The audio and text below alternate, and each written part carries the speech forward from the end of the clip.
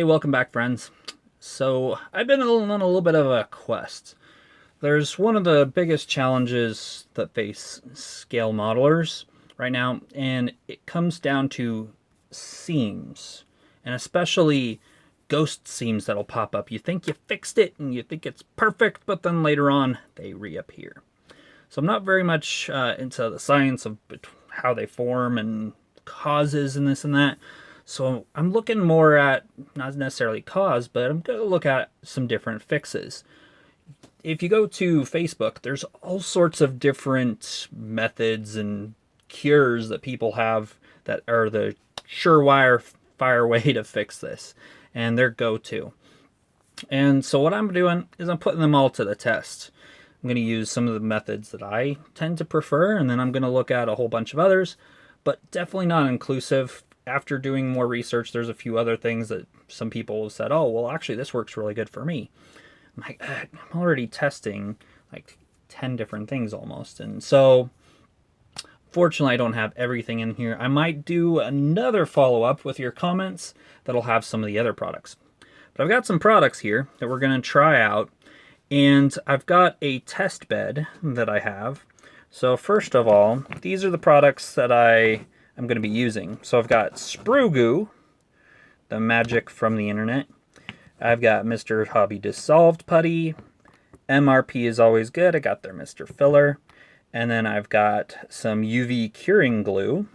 And then I've got the black rubberized CA glue we'll be using.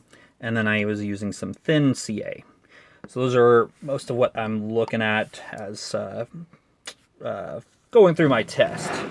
Beyond there, I've also got into kind of like the Sprugetti episode and playing around with that and see if maybe I was wise back then or foolish. I was more of just a fun video anyway. So my test bed comes down to this.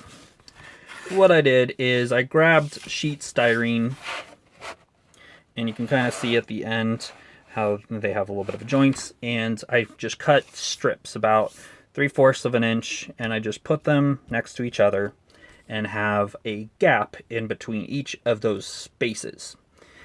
Then that space gets filled by the substances of choice. So I went through, and you can see these are some of the ones that I've ran in.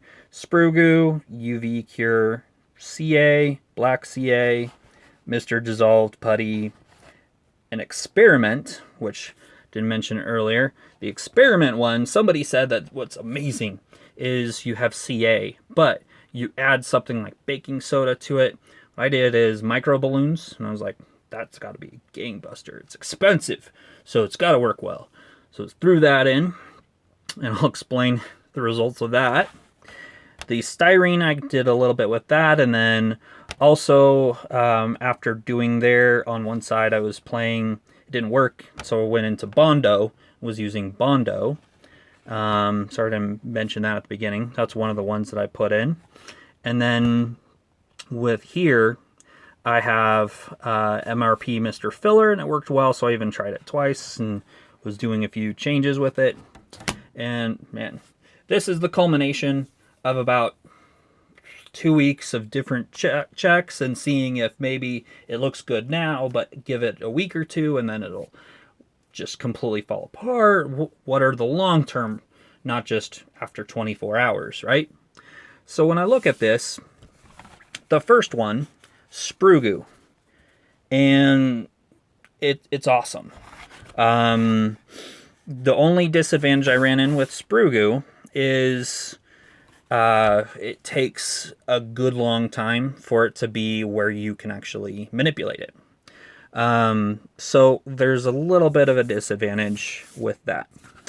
The next thing that we will do eventually later in the video, don't worry, is I will go in with scribing, and we're going to see how these work with scribing. Some of these, where you can already see the crack, I imagine is not going to go very well. So Sprue Goo generally works well with that, is an advantage because it's plastic, well, bonding to plastic. So we got good there. It was a bit to sand, but not anything horrid, and like some other ones we'll get to. And so it worked out quite well. I'm going to actually start using sprue goo more because the results speak for themselves. I just sanded it. I didn't have to do any touch-ups. Okay, now UV curing glue worked pretty well, and I like the results that I normally have with regular craft in my projects, but you can see a little bit of the remnants of that line. And afterwards, and I'll show you the next test bed that I did, because don't stop there, I went and tried to do more tests beyond this.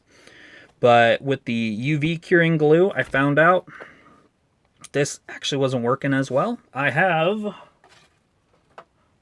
some more expensive stuff, and it seems to be like less brittle or something. It seems to be better, and so I've been using more of this and switching to it because not the best. Okay, the other next result is black CA. And one thing that you can kind of notice the two different looks here. What I wanted to do is, why this is shiny, I took MLT, Mr. Leveling Thinner, and I hosed it on because I wanted to see what would happen with it if it eat into it a little bit and how it gets affected by a flooding. So we got into that. So that becomes pretty good, you know, CA, sands down, and the sanding wasn't too bad or anything with it. The thin CA, maybe not the best for this type of application, maybe for others, but the CA functioned. Didn't really have to go in and have multiple applications to it. It worked pretty well. And so we have that. So that comes down to the black CA. For whatever reason, you can't even feel it, but you can kind of see a remnant there. But that became one of my favorites. And so this is just the Bob Smith Industries black type. So it's, let's see, just extra strength is really what they call tough. Rubber toughened is what it has on the label, but it's similar to the other stuff out there. Just that's what was on Amazon. And if you like going to any location, which I don't think I've found in any retail stores around here yet. With the black the black CA, this stuff takes a little bit longer for it to cure, and so lose some of the advantages. UV cure, obviously you shine the light on it, cured, boom, nice and smooth, and it'll like to level into the different crevices, and it works pretty well for all that. This, it's a little bit more thick, goopy, so for other applications that works awesome, perfect for what we want to do sometimes, and it holds up well, sands well, and so this is one of my top favorites. You can see, especially with adding, after the flooding that kind of messed things up, adding some 1500 on it, and it basically disappeared. So that worked well. Next, for blooper reel, basically, if you look, the Mr. Dissolved Putty, this stuff, multiple applications to it, and just couldn't get it to work the way I wanted to. And you can see after this time, it has those cracks into it, so lost all favor for that. Not much use in there. So I don't know. Maybe if other specifically putty that you dissolve yourself might work well, that's for a different test. I don't know, but it didn't work too well. And you can also see how it affected certain things with having lacquer thinners over it. Since it's thinned with lacquer thinner, I'm assuming, kind of affects that, right? Now we get into the experiment. So the experiment worked out quite well. There's a few things that I did with it more here, and it did the job. So cool. However, it was a gigantic pain. In fact, I didn't even finish it. You can see the globs there, just because it was so hard to sand through. I wanted to just grab like a belt sander to try to get that through there. It just was really hard to work with, and so I'm like, nope, I almost didn't even finish the test because of that. Not good. So now we come into the next. We get into styrene and Bondo here. So what I did is kind of side by side With here, I have the styrene, and I put the rod in, and it looks good at first, but it just didn't fill up the gap properly. So then, what I did is put in Bondo to fill in kind of around it and everything. It took a couple applications. It did shrink, and yeah, it didn't do what I wanted to. The Bondo stuff, and actually I should just grab it. So this stuff, pretty good if you want something very, very big and large. That's what it's for. You know, this is for automotive use and stuff. And so it will work really well for big projects, right? You don't want to grab like an entire jar of sprue goo for some big hole that you need to fill up, or possibly, I've done it a few times with the inlets on aircraft, things like that. Probably pretty dang effective. So we get into there, and it was kind of, and you can see the result, it's kind of meh. Okay, next up is the MRP Mr. Filler, and I went through a few different tests with it. With this line, what I did is I actually did a last minute add to it, because I found this stuff and went, oh shoot, this would be perfect for it. So what I did is I just scribed a line, and yeah, for scribing a line, it kind of did the job. It's kind of, yeah, you can still see some remnants with it. So I went, well, we got to keep it even. So what I did is then I made, you can see major gap, and I put in there, and it kept shrinking, and I put in multiple applications with it, and still just no bueno. Never really worked out there. So that's where I've got to that point, and I wanted to let it sit for like a week. But then I could see the comments happening already. Well, this test is okay-ish, but what about actual panel lines? What about an actual aircraft? So why not actually do some real-world tests? I'm like, what do I have that has really big panel lines that I can fill in? Oh, I've got some Airfix kits. Let's do that. So that's where I went to my mule, and I got into here. And so what I did is just different parts, different panel lines. I applied different things for those joins, and then eventually just filled it in, and then put 1500 over it. So let me show you before the 1500 a photo you can see on screen now. And so you can see the different areas where I applied the different fillers. So let me review that here with the different areas. So I've got my key here. On this side, I've got the black CA, and you can see did a good job. I mean, it's not like I was super pretty about certain areas here. I only applied it to right here. So that's why, yeah, some problems there. It's really just going from here to here, and gangbuster, worked really well. No remnant really. Maybe there's a little teeny, maybe a little bit of a pinhole there, but barely noticeable of any problem whatsoever. Now in here, this is where it's just regular CA, and it did well. There's a few bits that I need to clean up in here, but did a good job. So regular old CA, good stuff. And then when we get into here, yes, there is actual filler there. It just made it so it's not as deep. So maybe if you want to convert a regular Airfix panel line to be more of some other company's panel line, you could do that. Yeah, and you have that there. But yeah, very much sunk down. So reapplication needed and all that.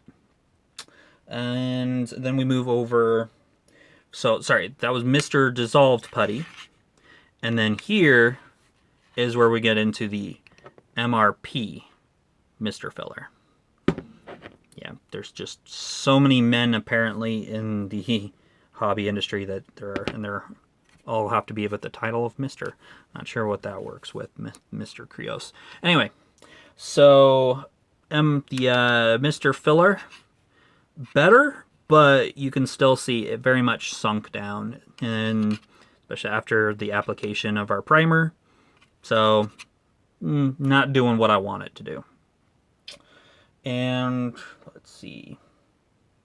From there, we got into this just UV curing glue, and it kind of did the job. I need to do more cleanup on some of these raised parts and whatnot, but it kind of had some promise what we got into there.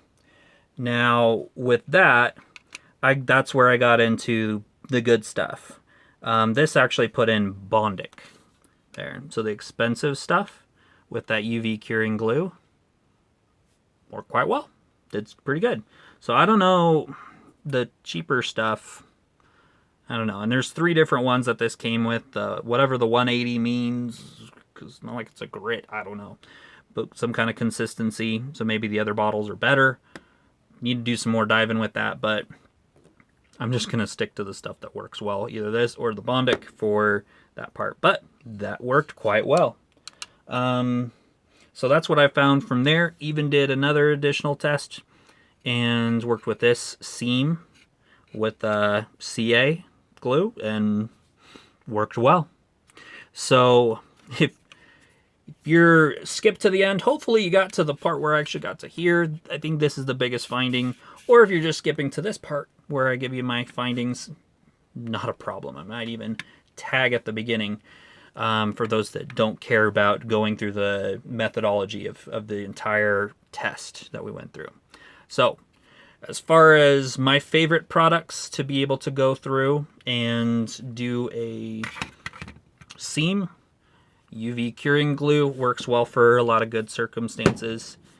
Black CA, the sprue goo, and in a pinch maybe some regular CA. But if you're going to buy some glue, you know, just go straight to the black stuff would be better. So when we look at these, what are the differences in here? And one test that I'll have to do next is going to, and I'll just do it here, show you how they scribe, and we'll see what that works like. But from my experience, they're all pretty similar. But UV, put it in, it nice and puddles and fills in all the area. You press the UV light on it, cures it. You can sand it. Scribing, we'll see, and pretty good. This CA glue, the extra strength, rubberized, toughened, whatever they're going to call it, depending on the manufacturer, takes a bit of time for it to dry. You might have to give it a couple hours. But sands well, it's tough, it doesn't shrink, works quite well. And so this is a good overall application that you can use with that. Sprue goo, disadvantage, I probably would give it like 24 hours before I do some sanding and scribing or any kind of work to it. And sometimes I don't have 24 hours to wait. So that's the disadvantage there. Advantage is, well, you're plastic to plastic and you're not worrying about UV curing it, which it cures, but it doesn't adhere. So that can be a little bit of a problem. Here, very much it adheres, and you're plastic to plastic, it's stuck. In the end, forensic evidence can't really tell which plastic is plastic in the end. Well, maybe if it became down to CSI, they could do a few things with the molecular structure. But for our purposes, it's going to be so close that you won't even be able to tell. Okay. Now, when it comes down to scribing, let's test out some of this and see how it works with scribing. Well, bad news, team. Don't know where my Tamiya scriber went. So we're going to be using one that I normally use anyway. And we're going to use this as just kind of a straight edge. But I tend to prefer using my hobby saw or really thin saw blades, the Tamiya type anyway. So let's see how these work. Just do...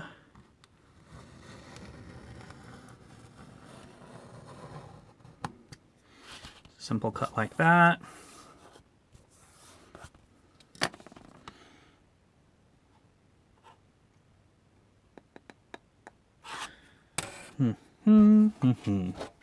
Well,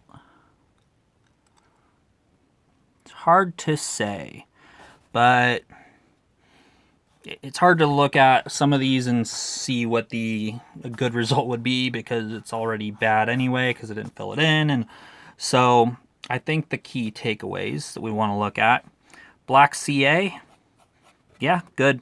UV cure, that works. Sprue glue, not surprised.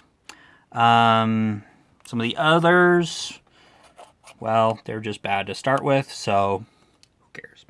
But even Mr. Filler did pretty good there. So, cool. Hopefully you found that informative. If you want me to test out other things, let me know. And we can put that into an upcoming video. If there's something that you just find is perfect for filling in seams, let me know. We can put that in the next video. Until next time.